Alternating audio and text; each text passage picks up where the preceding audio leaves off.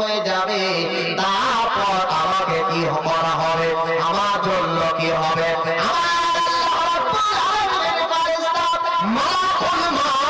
সেই মৃত্যুর ফেরেশতা বলে দিলে যে চুলগুলো যেই দিন, লোমগুলো যেই দিন শেষ হয়ে যাবে, আর তোমাকে অধিকার দেওয়া হবে না বেঁচে থাকার জন্য, আর দুনিয়াতে থাকার জন্য তোমার জায়গা নয়। তারপরে তোমাকে মৃত্যুবরণ করতেই হবে। আমার ভাইরা ও আমার ভাইরা, এইবারে হযরতে মুসা আলাইহিস সালাম বললেন, হে আল্লাহ, যদি আজকে এই পৃথিবীর বুক থেকে উঠে যেতে হয় 100 বছর, 200 বছর, 1000 বছর, 2000 বছর পর যদি উঠে